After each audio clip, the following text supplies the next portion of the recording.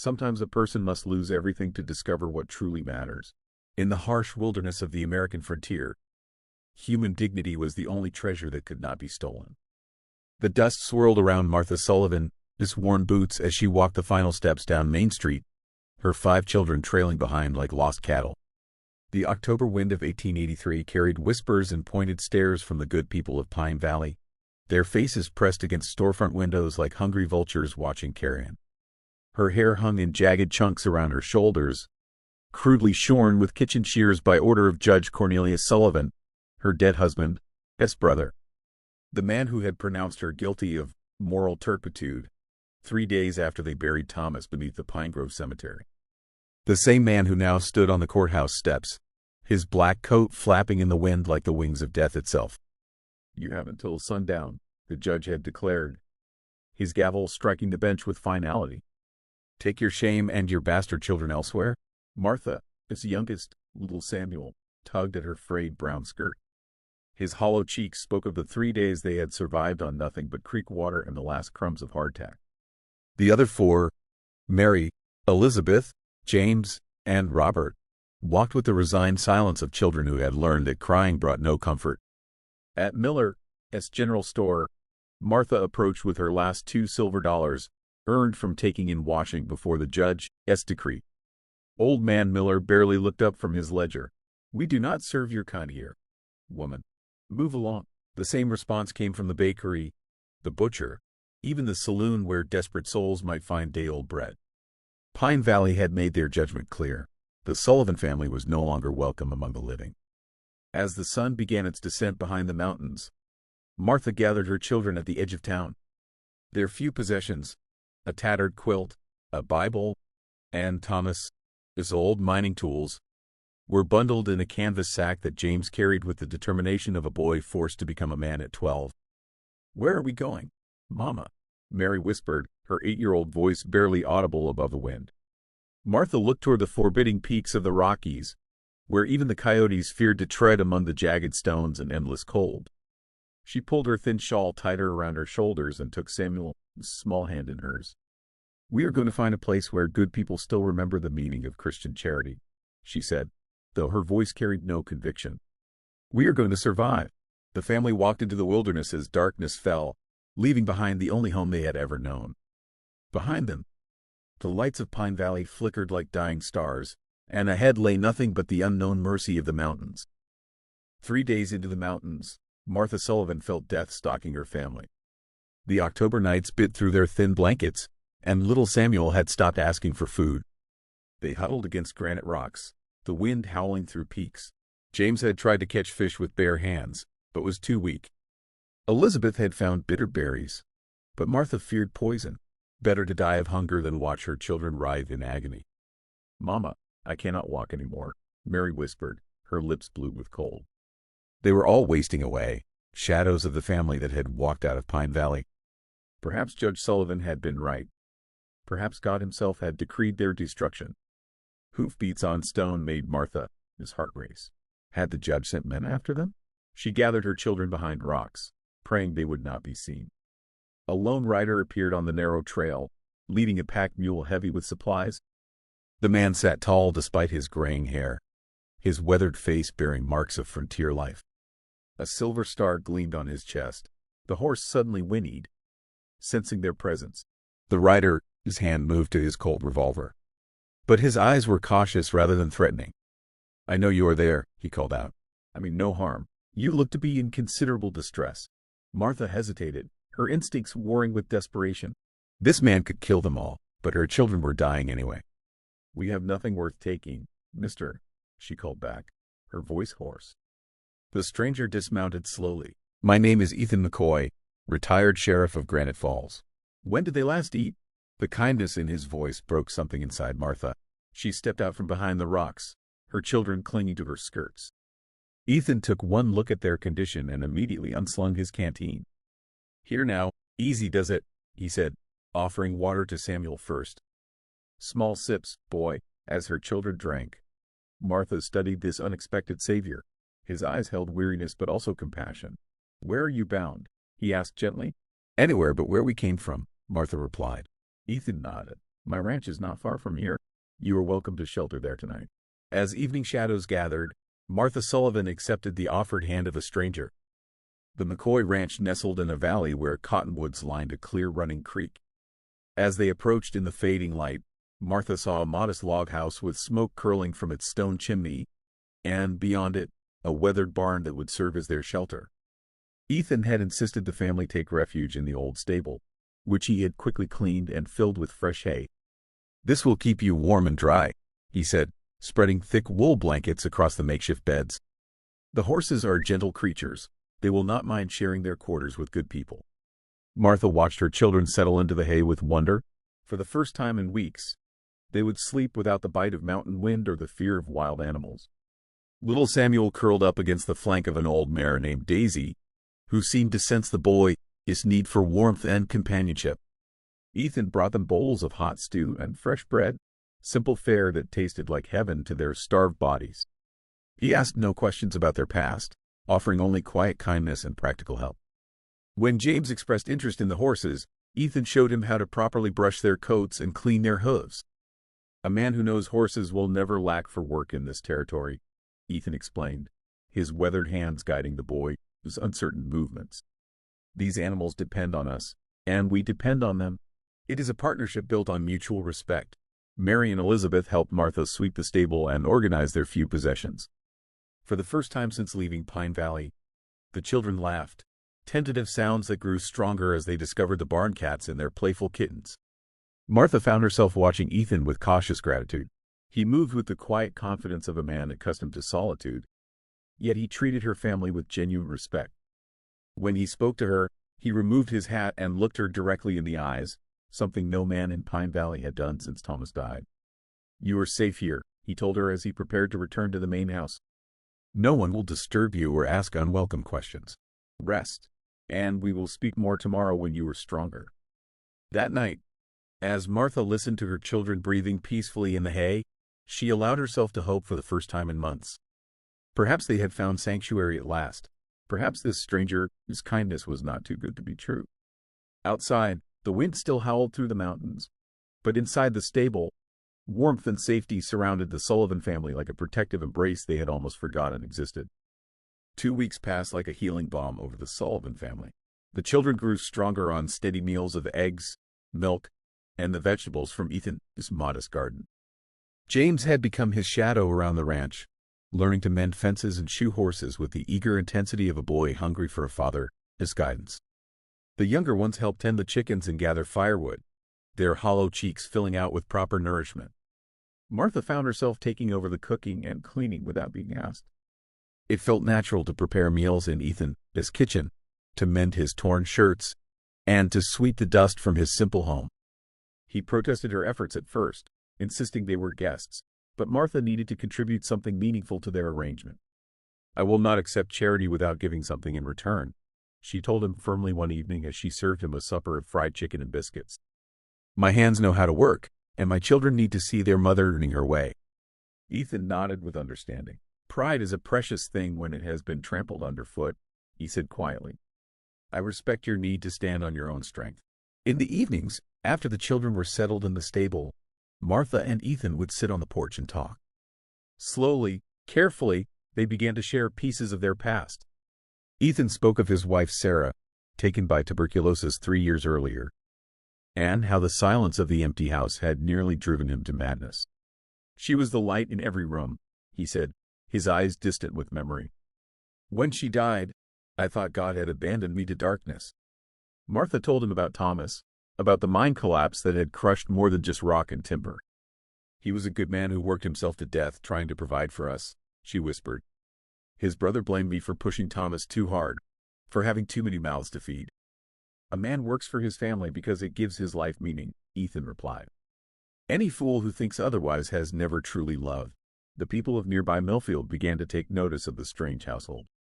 Some brought gifts, preserved fruit, warm clothing for the children, kind words of encouragement. Others whispered behind their hands about the impropriety of a widow living under the roof of an unmarried man.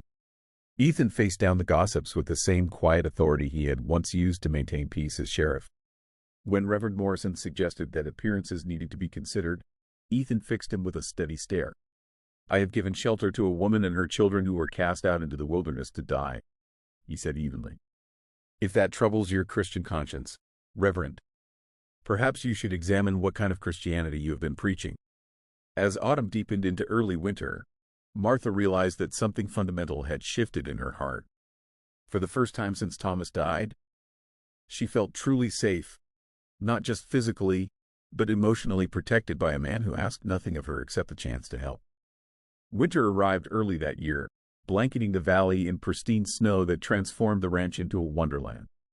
The children had never known such joy, building snowmen and sledding down the gentle slopes while Martha watched from the kitchen window, her heart swelling with emotions she had thought buried forever. The relationship between Martha and Ethan had deepened beyond mere gratitude and kindness. They worked together with the natural rhythm of partners who understood each other, his thoughts without words. When the wind howled through the mountains, they would sit by the fire while the children played checkers on the hearth, and Martha would mend clothes while Ethan read aloud from books of poetry and adventure. "You have given us more than shelter," Martha told him one snowy evening as they watched Samuel teach little Elizabeth to whittle. "You have given us back our dignity as human beings." The people of Millfield had gradually warmed to the unusual family arrangement. Mrs. Henderson from the general store brought warm mittens for the children, and Doc Williams made regular visits to ensure everyone remained healthy through the harsh winter. Even some of the more skeptical townspeople began to see the genuine affection and respect that bound the McCoy household together. But it was Ethan's visit to the county courthouse that truly changed their situation. He returned one February afternoon with a thick envelope of legal documents, his expression serious but determined. "I have spoken with Judge Patterson about your circumstances," he told Martha as they sat in his parlor.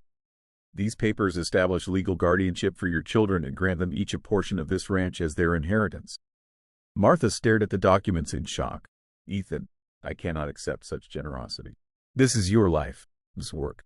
This ranch has been empty of laughter for too long," he replied, his voice gentle but firm. "A man, this legacy should be measured in the lives he touches, not the acres he owns. Your children deserve security, and I want to provide it."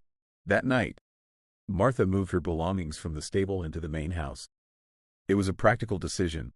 The winter was growing harsher, and the children needed proper warmth. But as she arranged her few possessions in the small bedroom Ethan had prepared for her, she realized this felt more like home than anywhere she had lived since childhood. The children adapted to their new living arrangement with the resilience of youth. James continued to work alongside Ethan, learning the skills that would make him a capable rancher. Mary helped Martha with cooking and household duties, while the younger ones attended the small schoolhouse in Millfield with the other children. For the first time in her life, Martha Sullivan felt truly protected, not as property or burden, but as a valued partner in building something meaningful. When she looked at Ethan across the dinner table, surrounded by the chatter of happy children, she saw not just a rescuer, but a man who had become essential to her vision of the future. The letter arrived on a cold March morning, delivered by a nervous rider who refused to dismount. Martha's hands trembled as she read the familiar handwriting of her former neighbor, Mrs. Garrett, warning that Judge Cornelius Sullivan was returning to Pine Valley after months away. "He has been asking questions about you and the children," the letter read. "He claims you stole property that belonged to his brother's estate. Some say he means to bring the law down upon you. Be careful. Martha." Ethan found Martha standing in the kitchen, the letter crushed in her fist. Without a word, he read the message and set it aside. "We knew this day might come," he said quietly. "The question is how you wish to face it." Martha looked out the window at her children playing in the yard, their laughter carrying on the spring breeze. They had found peace here, built a new life from the ashes of their old one. "I will not run again," she said, her voice steady despite the fear in her eyes. "I will not have my children looking over their shoulders for the rest of their lives." "Then we face him together," Ethan replied. "But we do it on our terms, not his." 3 days later, Martha Sullivan rode into Pine Valley for the first time since her exile. She sat tall in the saddle, wearing a dress of deep blue wool that Mrs. Henderson had given her. Her hair had grown back thick and lustrous, pinned up beneath a proper bonnet. The townspeople stopped their daily activities to stare as she rode down Main Street toward the courthouse. Some faces showed shame at their past treatment of her family, while others remained hard with judgment.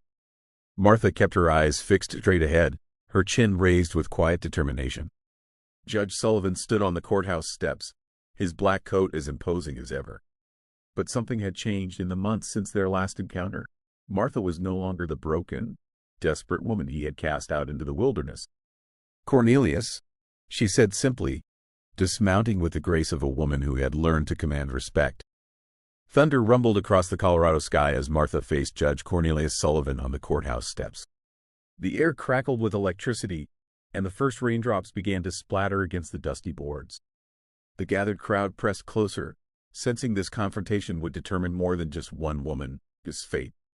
"You have audacity returning here, Martha," the judge said, his voice carrying unquestioned authority. "I have it on good authority that you absconded with property belonging to my late brother, this estate." Martha stood her ground as wind whipped at her blue dress. "I took nothing but the clothes on our backs and the few items that belonged to my children." "You cast us out with less than nothing, Cornelius." The judge's face darkened like the storm clouds overhead. "You dare speak with such insolence? You, who brought shame upon the Sullivan name with your wanton behavior after my brother's death." "Wanton behavior, Martha?" His voice rose above the increasing wind. "I took in washing to feed my children. I worked from dawn to dusk to keep them alive. If that is wanton in your eyes, then I am proud to be guilty." Lightning split the sky, illuminating the faces of townspeople who had once turned their backs on her family. She saw doubt creeping into their expressions, shame replacing the righteous judgment they had worn so easily. "You will return with me to face proper justice," the judge declared, stepping closer. "These children belong under the guidance of their blood relatives, not living in sin with some broken-down ex-sheriff." The rain began in earnest now, washing dust from the streets and running in rivulets down the courthouse steps. Martha felt water streaming down her face like tears she refused to shed. "My children belong with someone who loves them," she said, her voice carrying clearly despite the storm. "Someone who feeds them when they are hungry, comforts them when they are afraid, and teaches them they have worth beyond what cruel men decree." Dr. Morrison stepped forward from the crowd. "Judge Sullivan, I examined those children when they were cast out.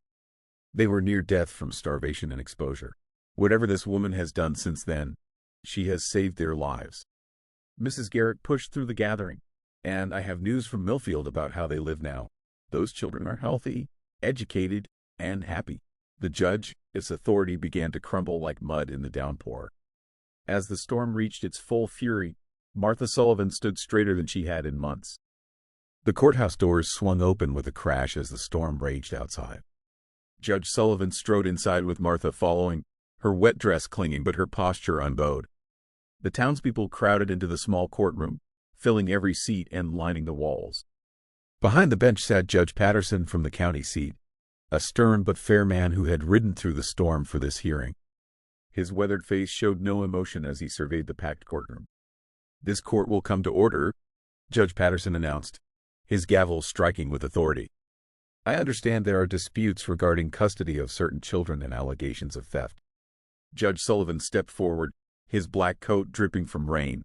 "Your Honor, this woman abandoned her legal residence and absconded with property belonging to the Sullivan estate. Furthermore, she has been living in unmarried cohabitation, exposing innocent children to moral corruption." "That is a lie," Martha said, her voice clear despite the tremor in her hands. "I was driven from Pine Valley with nothing. My children were starving, and this man refused us even basic Christian charity." Judge Patterson leaned forward, studying both parties. "Mrs. Sullivan, do you have documentation to support your claims?" Before Martha could answer, the courthouse clerk stepped forward with a thick envelope. "Your Honor, these documents were filed 3 days ago by one Ethan McCoy of Millfield. They include legal guardianship papers, property deeds, and affidavits from multiple witnesses." Judge Sullivan, his face went pale. "This is a regular procedure," he protested. "These documents were filed without proper notice." "On the contrary," Judge Patterson replied, scanning the papers, "Mr. McCoy followed proper legal channels. He has established legal guardianship over these children and granted them inheritance rights to portions of his ranch." A murmur rippled through the courtroom. Martha felt her knees weaken with relief. Dr. Morrison rose from his seat. "Your Honor, if I may speak as a witness to the condition of these children when they left Pine Valley. They were severely malnourished and suffering from exposure, and I can attest to their current condition," added Mrs. Henderson from Millfield. These children are healthy, well-educated, and contributing members of our community. Judge Sullivan, his composure cracked. This is conspiracy to deny me my rightful authority, he snarled. Your authority, Judge Patterson said coldly, extends only as far as the law allows. The welfare of children takes precedence over claims of relatives who have demonstrated willingness to cast them into mortal danger. The gavel fell with finality. Case dismissed. Mrs. Sullivan, you are free to return to your home in Millfield. Martha Sullivan walked out into the storm-washed evening air, finally and truly free. The ride back to Millfield took place in thoughtful silence, the storm having washed the air clean and left the world smelling of fresh earth and new beginnings. Martha sat beside Ethan on the wagon seat, her children bundled in the back under warm blankets, their faces peaceful with knowledge they were finally safe. As they approached the ranch, Martha felt a mixture of relief and uncertainty. The legal battle was over, but what did that mean for her relationship with the man who had saved them all? That evening, after the children were tucked into their beds, Martha and Ethan sat in the parlor before a crackling fire. The silence between them was comfortable but heavy with unspoken questions. The legal documents are clear, Ethan said finally, staring into the flames. Your children have inheritance rights to portions of this ranch. They will never want for security. And what about me? Martha asked softly. Where do I fit into these careful arrangements you have made? Ethan turned to look at her, his weathered face serious in the firelight. That depends entirely upon what you want, Martha. I will not presume to make decisions about your life. Martha rose and walked to the small table where Sarah McCoy's wedding ring sat in a place of honor. She picked up the delicate band of gold, feeling its weight. I have been someone's property before, she said, her voice growing stronger. First my father, then my husband, then subject to his brother, his whims. I will not be owned again, not by anyone, no matter how kind or generous. I would never ask that of you, Ethan replied, standing to face her. What I offer is partnership, not ownership. Two people working together to build something meaningful, to raise children who understand the value of honest work and genuine love. Martha set the ring down on the table between them, a symbolic gesture that spoke louder than words. Sarah was your first love, and Thomas was mine.